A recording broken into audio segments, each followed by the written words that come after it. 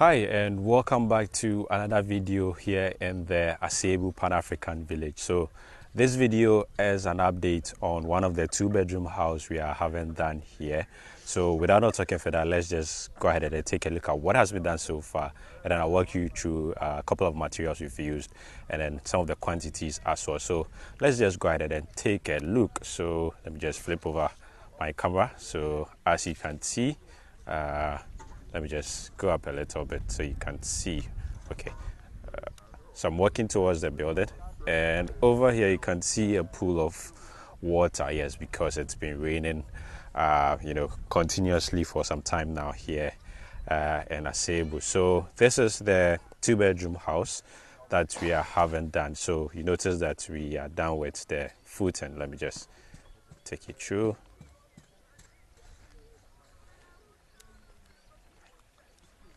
So this is, let me just start from here. So to my right from here is the porch, and then you have the living area, and then you have a kitchen over there, and then a small porch by the kitchen, and then you also have a utility room over there, and then you have a small storeroom there as well. So let me just step onto this. So this is the bedroom, one of the bedrooms. So this is going to serve as a master bedroom, and then that's the ensuite.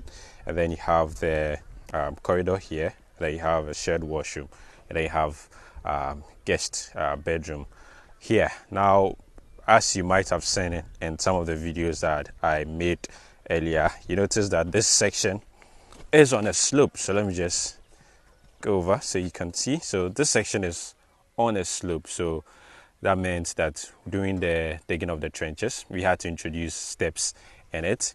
And then aside from that, this part is, the lowest section, and then that part is higher. So that meant that trying to get the same level, we had to use a lot more blocks at this section as compared to that side. So this is about 7. So yes, this is 7 course of blocks. That is from the very ground where the concrete is all the way to the top.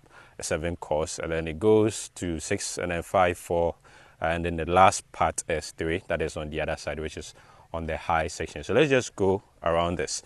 So as usual, as I am always keen on that, so you notice that we've introduced the small holes between the blocks, and then the reason is once we soak this with laterite and start, we start either soaking in water. Now if we are even experiencing rain, so once there's a lot of or excess of water in it, definitely will have a section or a place to escape. So that is the purpose of those smaller holes that has been introduced. So you can see the back side of this building, all the way from that side to this side, are 7 course of block, and then from here it will get to 6, it gets 5, 4, and then finally to 3. So this is the back of the house.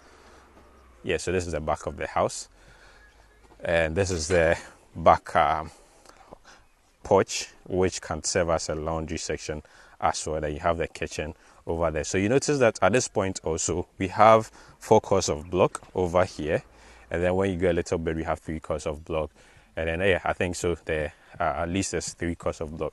Now aside from that, we have about, let me see, 1, 2, 3, 4, 5, 6, 7, 8, 9, 10, 11, 12, 13, 14, 15, 16, 17. We have a total of 17 columns in this building, and you can see that all these columns have been cast with concrete. So you can see that has been cast, and then all the columns within the building has been cast. Now the footings work has been done. What is left to be done has to do with the painting of bitumen in the internal walls, the internal walls of the entire building, before we go ahead to fill laterite. I've actually brought the bitumen, so they are over there in the white bucket. So we'll have that done. So you can also see that we have the damp-proof membrane. You can see that we spread that throughout the entire trenches before we went out to cast the concrete. So we have that here. Yeah, so throughout the entire building we have the damp-proof membrane spread inside. So once we paint the internal walls, which is very necessary at this point, you're going to paint the entire internal walls with the bitumen or the damp-proof paint, and then once we are done, we are going to go ahead to fill with laterite. And then since it's raining, we are going to be leaving it for some time to allow it to soak properly. And then once that is done, we are going to go ahead to spread another damp-proof membrane on the entire floor, and then we'll go ahead to cast the floor concrete. Yes, so you're going to be using 6 inches. That is the thickness of the floor concrete that is going to be cast. Now, the total number of blocks we've used for this footing is 1,100. Yes, so for a 2-bedroom house, ideally it shouldn't have been that much, but because of the slope that is in the land, that is how come we've had to use these quantity of blocks to have this done.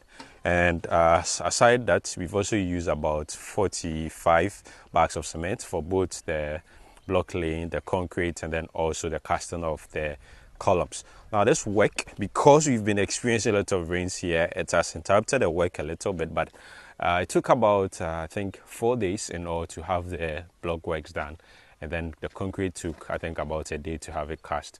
But the base concrete, or the concrete in the trenches, took I think about 2 days also to have that done. So yeah, so in terms of number of blocks, we've used 1,100 pieces of blocks, and these are 6 inches blocks. So because this is the foundation of the building, it is very necessary to have something which is much solid. So we use 6 inches, total of 1,100, and then we use 12mm rods for the columns. So you can see this is 12 mm, and then we had 3/8 for joining them together, and we also had binding wire to do that as well. So that is just basically what has happened so far with regard to this 2-bedroom house. So in case you are thinking of maybe putting up a 2-bedroom house, then you have an idea of the number of or quantity of materials you're going to be using, as well as how long it's going to take. Once you don't have any interruption, that's maybe the rain's coming and the rest, you probably might take a little less time than we have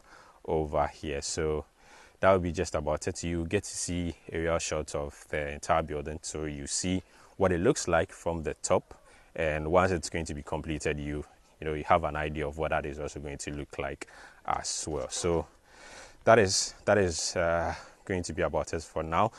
Before I even go, so with regard to the bitumen, we have currently purchased about 4 buckets, hoping that is going to be enough for the internal walls. Because the external walls will have some time, so we'll be painting that later. But the internal walls, because you're going to be filling with laterite, it's very necessary for us to do that now, and then once we have that done, then we go ahead to fill with laterite. So that'll be just about it for now.